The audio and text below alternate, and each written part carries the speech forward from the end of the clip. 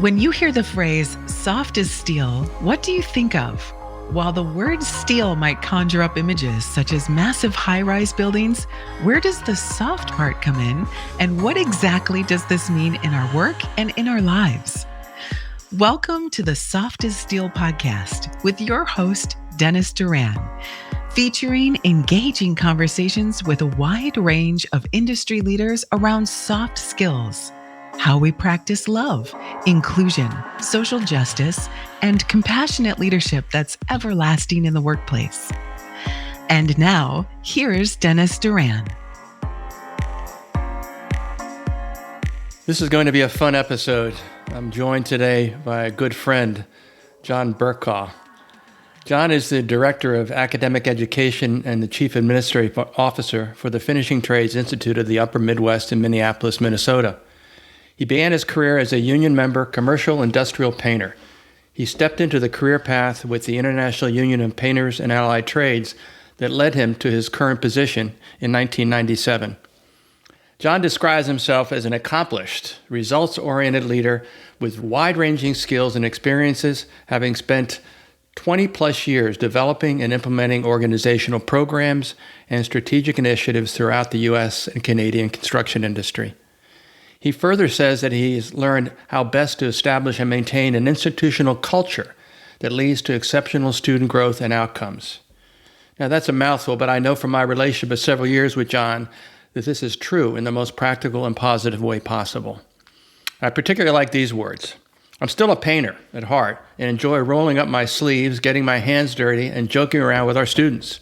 I'm committed to making sure our students are of sound mind and body, placing equal attention to both their craft skills, employability skills, and their behavioral health. John, welcome to the Soft as Steel podcast. I'm happy to be here, Dennis. And, you don't sound happy. You don't sound thrilled. Well, after hearing that introduction, that was quite a mouthful. I added everything that I thought was make-believe out of that. I appreciate that. But again, in the way I've known you, I think that what you are doing and the Upper Midwest Institute is doing is very, very important work for our industry. A number of the things you're doing just simply by virtue of their visibility to the greater world are models for the kinds of things we need to do to make sure that we develop the whole person for our industry, not just a craftsperson or a tradesperson. And I think that's one of the things that I've enjoyed watching what you and your colleagues at the Institute have done. And that's some of what I want to talk to you about today. You're familiar with my work. You commented on seeing my shameless promotion of my book in the background here in my office. I should get like a really big poster size of me off that front cover. That would be a good feature, don't you think? Yeah, because your book looks kind of insignificant. It's too far away. It's...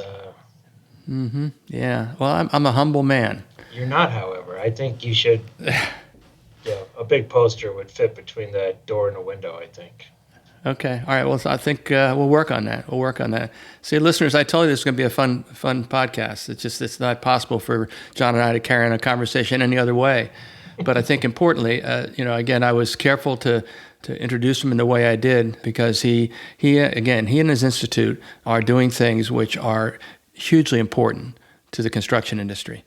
So let's start, John, with this notion that I tossed out there, the idea of developing the whole person, which you kind of allude to when you talk about not just craft skills, but employability, behavioral health. When I talk about the idea of the whole person, does that philosophy or way of thinking make sense to you? And if so, how is that evident in how you have developed and deliver the programs that the Institute has been so proudly delivering for the last several years? It does, Dennis. If I go back to earlier in my career when we were just focused on the hard skills, the craft instruction, how to work safely, how to do the tasks that were put in front of you, we really lost sight of the rest of the individual that we were required to do. When we were coming up teaching, we would joke about we're often that student's pastor, mentor, parent.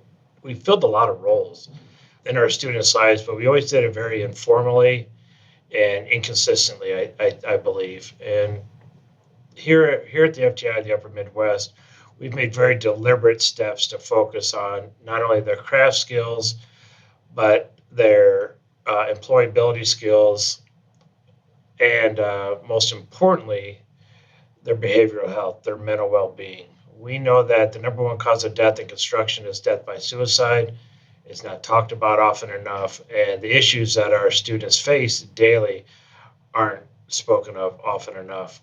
And so, with that, we have implemented, and we will begin in January having a full time licensed behavioral health clinician on campus every day to provide counseling, crisis intervention, education to our students, but maybe most importantly, the student advocacy component, reaching out to students, checking in on them.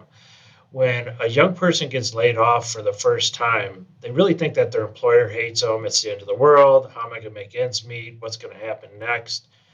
And sometimes just that quick intersection, a phone call, talking them off the ledge, guiding them through getting unemployment benefits for the first time, and also having connection to community benefits if a student were to need help with rent, gas, lights, water, etc. But if we don't invest in the whole person, we're only getting a partial product of what we're supposed to be turning out here at the school. We are to provide a skilled and capable workforce for the finishing trades industry.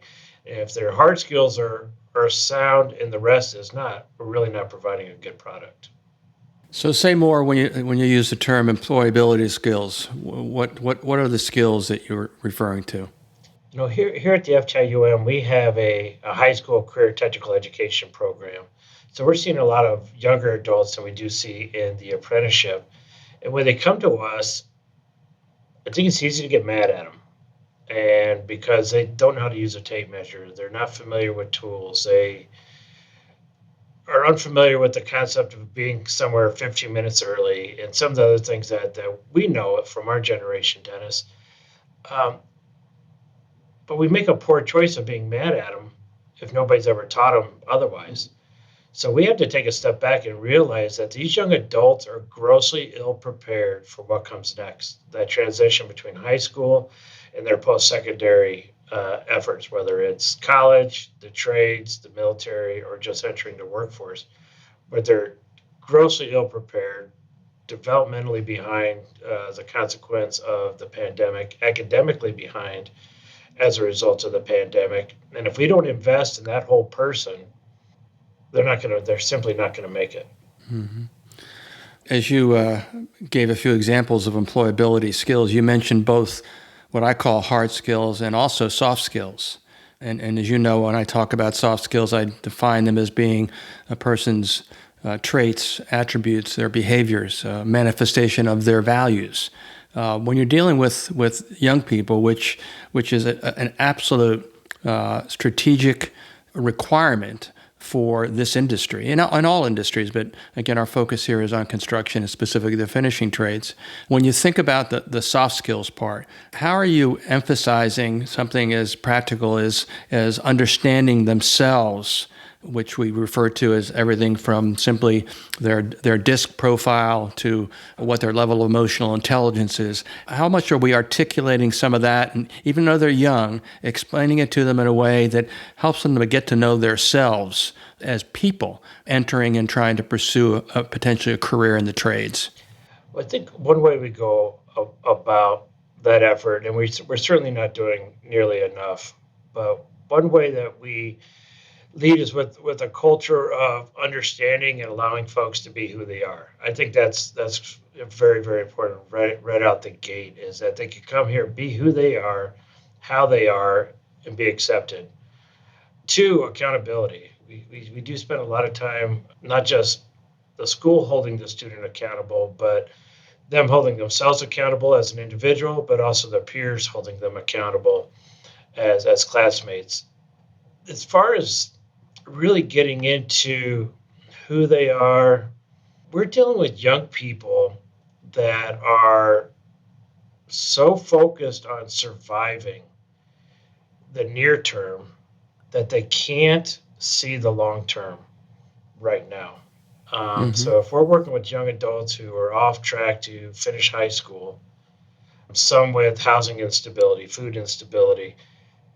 They can't look far enough down the road to see what that future looks like, but they also are going to be challenged with looking inward to really see who they are as an individual. So we really tried to help that blossom throughout the time they spend with us, develop into the person they believe they are, that we know they can be. And it's a journey. It's really a journey we take these young adults through in the time they spend with us. Mm-hmm. Are you currently doing any specific things that help them to, if you will, use a tool or an assessment or an evaluation to try to paint a picture in words as to who they are in this environment they're now trying to live in, which is the environment of a new person entering a trade right out of high school? We have the students do a weekly reflection at the end of every week. And the questions that we pose are both, what did you do this week? What did you learn? For example, I learned how to spot screws or embed tape, but also some deeper questions about them as an individual. We want to know about their confidence level. We want to know about where we want to get a sense where their head's at. We talk about mental health, and the same way we talk about diabetes or cancer. So we encourage the students to say, look, I'm having a day, and this is why. But at the end of the week, I have them reflect on how they maybe got through their anxiety, or maybe got through a bad day dealing with their depression, or other circumstances that are put in front of them. But when we get them to journal and then to write these reflections weekly, they become incredibly powerful. And last semester, we actually had a young man come out as gay in his weekly reflection, and it took the courage, the culture. It took a lot for him to be comfortable, especially in a construction program, but not just to come out to us as faculty, but to his classmates who, without judgment, just showed him love and respect, and really made it a great, great outcome. Wow, that's a powerful story and a good one to hear because, again, we also, I know you're well read, so we read about the different values of each of the generations in the workforce, and one of the good news items with regards to the newest generations in the workforce is really both what their self-view is, but also how they view other people they come in contact with in their day-to-day lives, and they don't label people the way, frankly, my generation, which is the baby boomer, and yours, which I imagine you're an Xer, right? You're not a boomer, are you? I'm a millennial. You're a millennial? It must be the beard. I think the beard. Throwing off a little bit. Audience, I know you can't see the beard, but it is quite a beard. Quite a beard. I'm a slacker. I'm the slacker generation. So you're an old millennial. I am very old. So when you look at these Xers and Zers, I guess it's really Z that you're looking at. Is it fair to say that little story is an example of a reality, and that reality is that as far as how they see themselves and others, they don't tend to just look at the cover, if you will, and label or judge people. Is that a fair characterization? I think absolutely. As long as the guardrails are up and they're in an environment where they're allowed to do so. Mm-hmm. I think in some circumstances, they do keep their guard up and are protective of their self. But in a good environment where the guardrails are up and they're safe and they can be, they really excel.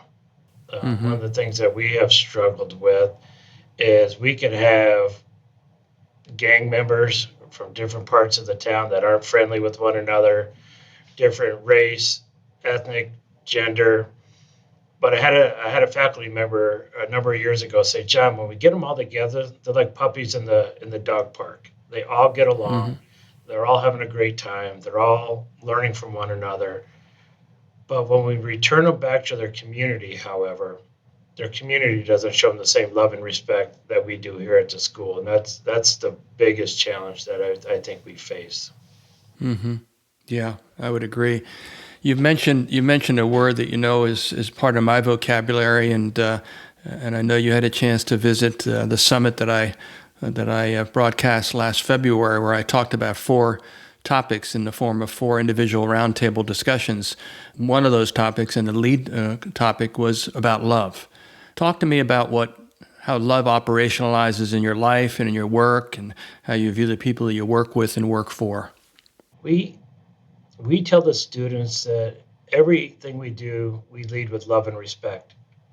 We love and respect ourselves, and we love and respect other people. And this is a group of young adults that this might not always be the case. That they've been showed love from everybody around them, whether it's at home or at school or in the community. And that's really our guiding principles in a lot of what we do. We have foregone our typical attendance policy, for example, dentists, where the traditional 3 strikes and you're out. Well, by doing that, you're just throwing people away. That's Mm-hmm. certainly not showing them any kind of love and respect. So if somebody is missing, we need to find out why. Mm-hmm. And they deserve a phone call. They deserve that intervention to find out why they're not where they need to be. And sometimes they simply don't want to be there, and that's okay. We'll deal with that. But more often than not, there's something else in the way. And by leading with love and respect, it breaks down those barriers, and it makes it a much more comfortable conversation with the student if they're facing a significant challenge.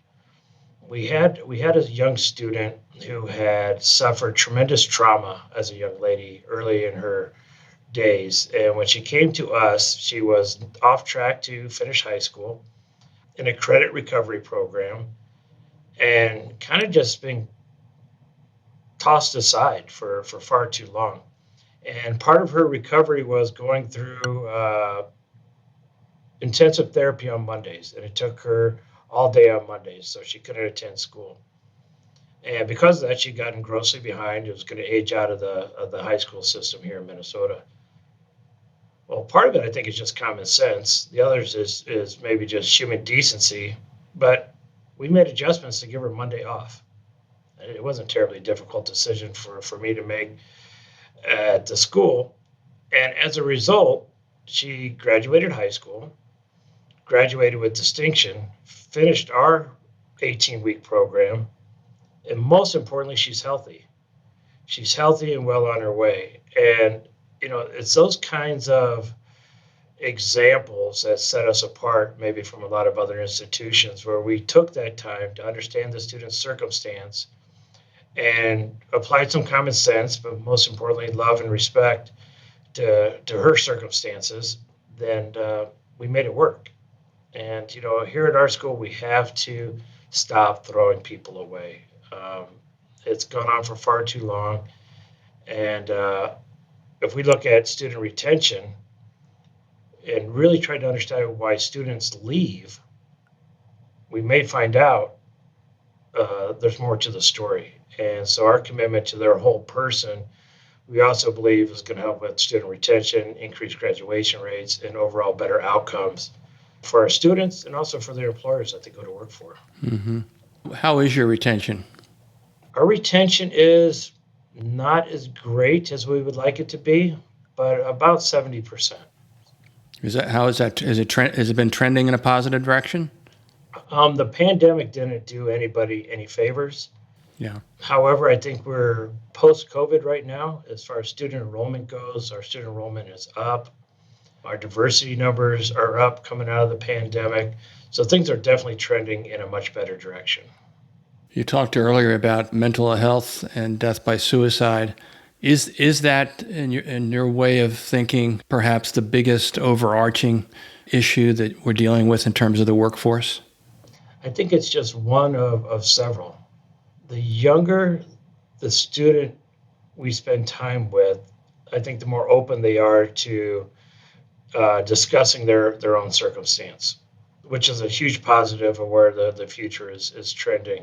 They talk about therapists like you and I may talk about restaurants that we enjoy. They're open about it. They're open about their circumstances. However, it's the older generation that is the rub some dirt in it mentality, the suck it up. These are in their minds, oftentimes moral failures and not diseases of the mind. So there's a lack of understanding between generations when it comes to mental well-being. So we got to overcome some of that. I think as we go forward, reduce stigma, reduce the way that change our words, etc. On top of that, we have to do a better job of mentorship. Mentorship in the trades, I believe, has it's kind of fallen apart at the seams, to be frank. And we have to make deliberate efforts to return mentorship to the high level that we would expect, or folks from my generation got to enjoy. But I think we have to focus on mentorship as well, because that mentor is that person that is helping you with your soft skills, right? Dennis, as you come to work, they remind you, hey, look, I need you to be here a half hour early. By the time you park, get into the shop, it's a quarter of, you got to get settled in, and I need you on the tools by start time, not rolling Mm-hmm. in at five of. Mm-hmm. That mentor that's saying, look, you can't go out and party every night of the week, pal. You got to go home, have supper, do your laundry, and go to bed. Get a good night's rest so I can see you on time tomorrow once again. That guidance sometimes with even getting that first house, buying a car, leasing an apartment, opening up a bank account, how to pay your bills. I learned a lot of that from my mentors growing up in the Mm-hmm. trades. Is that Mm-hmm. taking place right now? We know it's not always taking place in the household either. And so when we get angry at these young adults for doing dumb things, they're doing them because they don't know. Nobody took the Mm-hmm. time to teach them. Mm-hmm. So, in the course of trying to be mindful of the whole person, obviously you rely heavily on your trainers to model the behaviors and the qualities that you think are important for the students to learn about, understand, and then determine if they can relate to them as part of how they are dealing with their trainer, with their classmates, with the contractor that they're working for, all those kinds of things. Do you think that is the connection being made in a way that the students understand that it's one thing to be on the tool at 7 o'clock, and that's all about being trustworthy and reliable and a hard worker, which are all statements of a person's qualities, good things about them. But do you think that connection is being voiced and acted between the students, the trainer, and whoever the representative of a contractor is who brings those apprentices into their operation and takes the responsibility for really the vast majority of their technical or hard skills training is really laid at the hands of the contractor. The OJT model is still persistent in a lot of the trades. What are your thoughts about that? I think you raise a critical point in how do we manage the students on the job learning experience as a whole, and making sure that employers understand their role. There's been one side of the coin that would say, well, it's the school's responsibility to get them ready for the workforce. Well, us as an institution, we have them for 160 hours a year, when the employer could have them in upwards of 1,800 hours a year. Does the employer have somebody on their payroll that's responsible for the apprentice and managing their on the job learning, making sure they're going and getting their related instruction at the school, making sure that they're being moved about the job site to hone their skills accordingly? That's not always taking place, unfortunately, and I think we could do more to improve that oversight. I guess I would say Mm-hmm. the oversight of the apprentice on the job. And for a school like ours, we bestow college credit for your on the job learning. So we're able to give college credit for going to work, coming to our school for the related technical instruction, but also for your 5 general education courses, which results in an associate's degree. Well, if we're going to give college level credit for your time on the job, we have to make sure that it's monitored, you're being assessed, and that you're, going down the path towards being that outstanding journey worker at the conclusion of your apprenticeship. So I think we have a lot of work to do in that space still, Dennis. We are hiring a new addition to our staff that will be responsible for employer education. We have upwards of 200 employers that we work with here at District Council 82, and we need to spend more time talking to the employers, not about the collective agreement or about grievances or somebody didn't get paid, but the value of the school, the value of registered apprenticeship, and how we go about preparing this next generation of workforce. I think we saw during the pandemic and other downturns in the economy, when the labor market gets tight, everybody's wondering where everybody went. And there's no instant coffee in registered apprenticeship. It takes 5 years from day to hire to really be that great journey worker. So how do we encourage folks to forecast 5, 8, 10 years down the road their staffing needs so they can make that investment 5, 8 years in advance, instead of, oh, the pool's empty, I have nobody on the bench, and all you can give me is a first day apprentice. Mm-hmm. Again, there's no other option. We make tradespeople from scratch here, and it takes time. Mm-hmm. And I imagine too that part of the reality is that the majority, if not the vast majority, of individual contractor organizations are not large operations. They may peak out at 20 to 30 persons in peak season and fall back to as few as a handful in the wintertime. So the idea of what I hear you describing as a necessary investment in an organized way to make sure that whatever they bring from the apprenticeship class, which is 160 hours of time in a year, whatever they bring with them, that there is more being done with time by the contractor to augment all of that and to integrate the basics that they learn in apprenticeship to build their skill level and build their people skills, their abilities to be part of the team, part of a crew, part of the company. Do you see that part being addressed, and particularly by the larger contractors? But I mean, it needs to be something that's being talked about, not just assumed. So are you seeing and hearing conversations saying we need to do more of this or more of that? Yes, it's going to take time. Yes, we're going to have to pay them for the time. But these are the things we need to do to make sure that they're as good at being people, working side by side with others, as they are handling a piece of equipment or a tool. Your thoughts? I think that's the exciting news, Dennis. Our contractors and our management partners are really on board with the work we do here at the school. They truly are our partners in developing that next generation of craft workers, fulfilling the workforce needs in the state of Minnesota, North Dakota, and Montana. And they trust and believe in the vision and the direction that the school's going in. But really, when the rubber meets the road, our students are getting the job done for them on the construction sites. And with that being said, however, there's always so much more we can do to make those improvements, to have that understanding, as you had mentioned, in not just capital, but human capital. Human capital, it has to be as equal an investment as any other capital you put into your firm or your company. And I don't know if that's always the case or what's always on the forefront of folks' minds. However, we do see, with the tightening of the workforce right now, I think maybe folks coming to terms with the circumstances that are in front of them and what has to take place in order for us to replenish this empty pool that we're dealing with today. Really, 2 or 3 more questions as we wrap up. We're coming to the end of our time. Sadly, I'm enjoying this conversation, and so far we've both been pretty well behaved, which I think is remarkable, given I understand both of our personalities pretty well.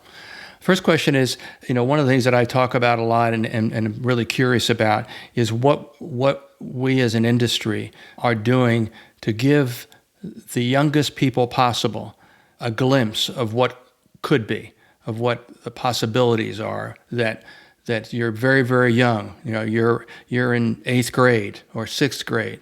And so I want you to take these little sticks, and I want you to make a little structure out of those sticks. and then I'm going to explain to you what you just did so you can understand how cool it was, blah, blah, blah.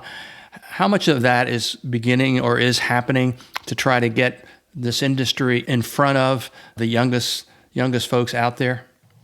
For us, we recruit in the middle school space, and our strategy in the middle school space is just exposure at this time. So a student in fifth, sixth, seventh grade is quick to know what a fireman is, a police officer, a business person. Mm-hmm. And then there's this generalized term, construction worker, and they just do everything on the project. And little do they know there's the variety of trades, and it takes a variety of different folks to work in concert to build these wonderful buildings and to build these great skylines in our metropolitan cities and out in our rural communities. And they simply just don't understand that. So we try to give them exposure. Then we leave them with wanting them to be curious. We just want you to be curious. I'm not going to, at fifth or sixth grade, try to convince you to become a painter. Mm-hmm. What I will try to convince you is to ask questions, be curious, explore. Beyond what you might hear at home or from a neighbor or from your teachers at school, because that's still a pretty limited view of what's available to you. Yeah. We use some really great technology in our recruiting efforts. So we have virtual reality simulators that we use that replicates what it's like to paint, what we're able to replicate the use of an aerial lift or a scissor lift or a virtual welder. And that gives us enough time to attract them, talk about the differences in the trades that we represent. And we often hear really good things about that exposure. Mm-hmm. We start to change the narrative when we get into 8th, 9th, 10th grade, because we know that oftentimes by 10th grade, the student has made a decision post high school, or their parents certainly have made a decision on their behalf. So we believe we have to intersect before those decisions are being made to keep this young person from going down a paper route that many times leads to a poor outcome. You know, if we look at the average age of apprenticeship being 28, 29 years old, what do these young adults do for that 10 years between high school graduation and getting into registered apprenticeship?